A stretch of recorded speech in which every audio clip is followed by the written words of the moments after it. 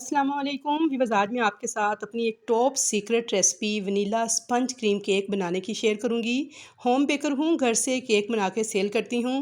तो सोचा आज जो ऑर्डर आया है इसकी रेसिपी मैं आपके साथ भी शेयर करूं, जिसमें मैं आपको सिखाऊंगी रुई जैसा नरमो मुलायम केक स्पंज तैयार करना, क्रीम को विप करना, क्रीम को लेवल करना और क्रीम के साथ एक खूबसूरत सा डिज़ाइन केक पर क्रिएट करना। तो आज की इस रेसिपी में आप बहुत कुछ आपको सीखने को मिलेगा। एक simple vanilla sponge cream cake कितने में बना के सेल करती हूँ, कितना ख़र्चा आता है, कितनी प्रॉफिट होती है, सब बातें आपके साथ शेयर की जाएंगी। तो चलिए रेसिपी स्टार्ट करते हैं। सबसे पहले मैंने यहाँ पे लिया है 50 ग्राम मैदा, जो कि मैंने लिया है मेजरिंग स्केल से नाप कर। टेबल स्पून के हिसाब से ऊपर मेंशन है, आप वहाँ से देख सकते हैं। अगर ना हो स्केल तो 2 अदद अंडे हैं, 50 ग्राम ही चीनी है, बेकिंग पाउडर यूज़ करूँगी 1 टीस्पून के बराबर, vanilla essence and lemon essence दोनों 3-3 4-4 ड्रॉप्स जो हैं इस रेसिपी में इस्तेमाल किए जाएंगे।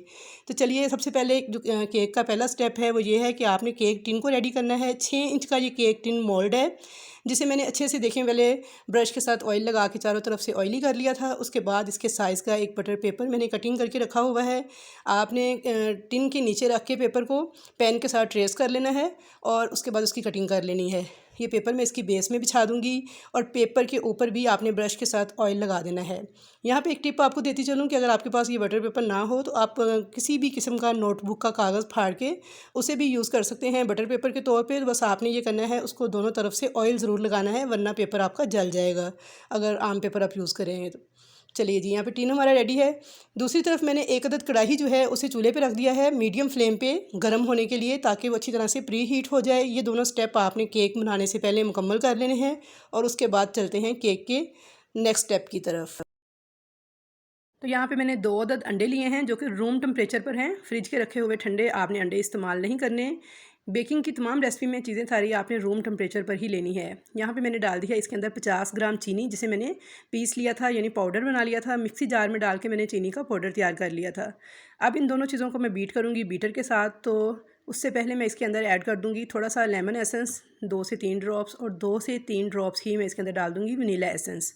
आप जो भी एसेंस आपको पसंद हो आप वो यूज़ कर सकते हैं, लेकिन अगर आप वनीला एसेंस के साथ लेमन एसेंस मिलाकर केक तैयार करेंगे तो इससे एक बहुत ही ज़बरदस्त फ्लेवर आएगा आपके केक में और बहुत ही प्यारी खुशबूदार केक आपका बनके तैयार होगा। अब यहाँ से मैंने इसे बीटर से बीट करना स्टार्ट कर दिया है। तो आपने घड़ी से टाइम नोट कर लेना है, पूरे 5 मिनट तक आपने बीट करना है इन अंडों को, चीनी को। लेकिन आपने क्या करना है, पहले मिनट में आपने स्पीड बिल्कुल लो रखनी है, दूसरे मिनट में आपने रखनी है स्पीड मीडियम, और बाकी के 3 मिनट आपने हाई स्पीड पर इसको बीट करते जाना है। यहाँ तक कि देखिए 5 मिनट के बाद ये बिल्कुल एक क्रीमी सी शक्ल में आ गया है। यहाँ पे आप देख सकते हैं इतना थिक हो जाएगा, ये बिल्कुल क्रीमी शक्ल में आ जाएगा। तो आपने टाइम का एक ख़ास ख्याल रखते हुए इस केक स्पंज को तैयार करना है। तो यकीन जानिए बाज़ार से भी ज़्यादा खूबसूरत नरमो मुलायम आपका स्पंज बन के तैयार होगा और आपकी केक रेसिपी कभी भी फेल नहीं होगी अगर आप इसके अंदर एक मेजरमेंट्स का और दूसरा टाइमिंग का परफेक्ट ख्याल रखते हुए इस रेसिपी को तैयार करेंगी। तो यहाँ पे 5 मिनट हो गए थे। तो ये देखिए मैंने बाहर निकाला है तो कितना ज़्यादा बैटर इसके साथ लगा हुआ है। तो अब यहाँ पे एक टिप आपको देती चलूँ कि आपने स्पीड बिल्कुल लो करनी है, आहिस्ता आहिस्ता इसको ऊपर उठाते जाना है। तो ये देखिए अब इसे स्टॉप कर देना है। तो देखिए बिल्कुल इसके जो ब्लेड हैं वो साफ़ हो गए हैं, जो हमारे बीटर के हैं। अगर आप इस तरीके से करेंगे तो ये बिल्कुल साफ़ हो जाएंगे, वरना बहुत ज़्यादा बैटर या क्रीम जो है इसके साथ लगी रह जाती है। तो यहाँ पे देखिए जी मैंने एक बाउल के अंदर डाला है 50 ग्राम मैदा, बेकिंग पाउडर मैंने डाला है 1 टीस्पून के बराबर। इन दोनों चीज़ों को अच्छी तरह से मिक्स कर लिया है और अब मैं रखूँगी एक अदद छलनी इस बॉल के ऊपर, और ये मैदा और बेकिंग पाउडर जो मैंने मिक्स किया हुआ है थोड़ा थोड़ा करके इसमें ऐड करती जाऊँगी, और स्पैचुला की मदद से मैं इसे कट एंड फोल्ड मेथड को यूज़ करते हुए इसकी मिक्सिंग करूँगी। तो बस यहाँ पे आपने एक आपको टिप देती चलूँ कि आपने इस तरह से देखें 2 से 3 बार घुमाना है, उसके बाद दरमियान से कट देना है, फिर 2 से 3 बार फोल्ड करना है, फिर कट देना है। इस तरीके से आप कट एंड फोल्ड मेथड को यूज़ करते हुए जब इस केक बैटर को मिक्स करेंगी तो इसके अंदर ना तो कोई गुठली बनेगी ना कोई लम्प बनेगा और अच्छे से इसकी मिक्सिंग हो जाएगी। तो यहाँ पर देखिए मैंने थोड़ा थोड़ा करके सारा मैदा और बेकिंग पाउडर जो मिक्स किया था वो इसमें ऐड कर दिया है।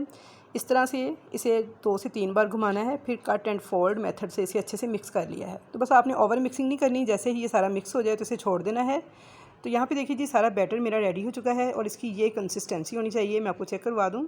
अब हम इसे डाल देंगे केक टिन के अंदर और थोड़ा सा मैं इसे टैप कर दूंगी इस तरह से, ताकि इसके अंदर से जितने भी एयर बबल हैं वो सारे निकल जाएं। तो चलिए जी, यहाँ पे केक बैटर हमारा रेडी है। कढ़ाई जो है हमारी 10 मिनट पहले मैंने रखी थी मीडियम फ्लेम पे, बहुत अच्छी तरह से गर्म हो चुकी है। अब इस गर्म कढ़ाई के अंदर मैंने स्टैंड रखा हुआ है, इसके ऊपर मैं इस केक टिन को रख दूँगी, इसे ऊपर से कवर कर दूँगी और बिल्कुल जैसे चावलों को दम लगाते हैं ना, बस दम वाले फ्लेम पे आपने इसको 30 मिनट तक पूरे बेक होने देना है और आपने इसको दरमियान में बिल्कुल भी नहीं खोलना। तो यहाँ पे 30 मिनट हो चुके थे, तो चेक कर लेते हैं। तो देखिए माशाल्लाह से बहुत प्यारा कलर आया है हमारे केक स्पंज का, रुई की तरह नरम बन के तैयार हुआ है। मैं आपको निकाल के बाहर दिखाती हूँ। तो पहले इसे चेक कर लेंगे कि इसमें कोई कसर तो बाकी नहीं है। तो उसका तरीका ये, एक टूथपिक लें, इसके सेंटर में इस तरह इंसर्ट करें, तो ये देखिए बिल्कुल ड्राई है हमारी टूथपिक, इसके साथ कुछ भी चिपका हुआ नहीं है। तो इसका मतलब है हमारा केक स्पंज बिल्कुल परफेक्टली रेडी हो चुका है। अगर इसके साथ कुछ चिपका हुआ महसूस हो तो आप इसे 5 से 7 मिनट मज़ीद बेक कर लीजिएगा। गैस के प्रेशर के हिसाब से, देगची की मोटाई के हिसाब से थोड़ा सा टाइम जो है ना वो प्लस माइनस हो सकता है। तो यहाँ पे देखिए मैंने ना केक टिन को निकाल लिया था कढ़ाई में से और थोड़ा ठंडा कर लिया था। ये मैंने तकरीबन इसे 20 मिनट के बाद निकाला है मोल्ड में से, ठंडा हो चुका है ये। अब इसका बटर पेपर उतार लेंगे। तो यहाँ पे देखिए ये कितनी आसानी से टिन में से निकल के आ गया है और ये देखिए माशाल्लाह कितना ज़बरदस्त हमारा स्पंज तैयार हुआ है। कलर देखिए कितना खूबसूरत आया है और सॉफ्ट देखें कितना ज़्यादा है कि मुँह में डालते ही घुल जाने वाला स्पंज बन के तैयार हुआ है।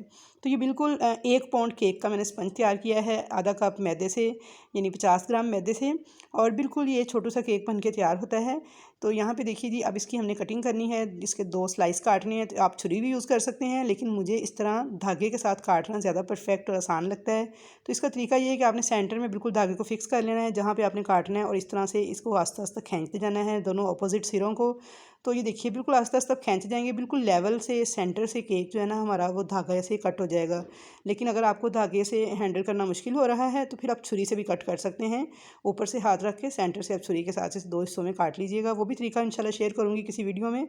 तो ये देखिए माशाल्लाह से कितना स्पंजी, कितना सॉफ्ट, रुई की तरह नरम मुलायम केक बन के तैयार हुआ है। और ये देखिए मैं इसको बिल्कुल ऐसे तोड़ मरोड़ रही हूँ, इसे मैं फोल्ड कर रही हूँ तो बिल्कुल भी टूट नहीं रहा, क्योंकि इतना सॉफ्ट है कि ये देखिए आप इसकी सॉफ्टनेस चेक कीजिए।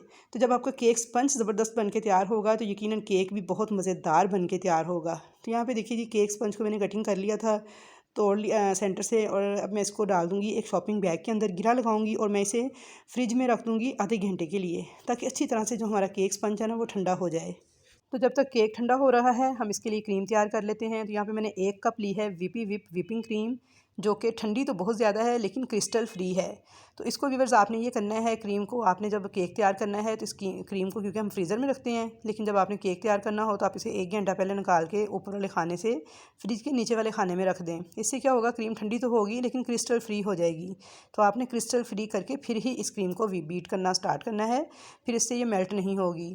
तो यहाँ पे देखिए मैंने क्रीम को ना हाई स्पीड पे बीटर को चलाया है और 5 से 7 मिनट मुसलसल बीटर को चलाते हुए क्रीम को विप कर लिया है। कितना विप करना है उसको चेक करने का क्या तरीका है तो वो भी आप गौर से देख लें। पहले आप देखें बीटर कैसे साफ़ करना है। तो ये देखिए, ये स्पीड को लो किया मैंने और हल्का हल्का करके इसे ऊपर उठा लिया है। तो ये देखिए यहाँ पे मैंने बीटर बंद कर दिया है। तो इस तरह करने से आप देखें बीटर के साथ कितनी कम क्रीम ज़ाया हुई है, वरना अगर आप इसे फ़ौरन से वैसे ही उठा लें तो बहुत ज़्यादा क्रीम जो है ना बीटर के साथ लगी रह जाती है, जो कि ज़ाया होती है। यहाँ मैंने बोल को उल्टा किया है ये चेक करने के लिए क्रीम अपनी जगह से हिल तो नहीं रही, बिल्कुल भी नहीं हिल रही, बहुत अच्छी से सेट हो चुकी है। इसका मतलब है क्रीम जो है मुकम्मल तौर पे विप हो चुकी है। ये क्रीम को चेक करने की बहुत ही ज़बरदस्त निशानी है कि आप बोल को उल्टा करके चेक करें।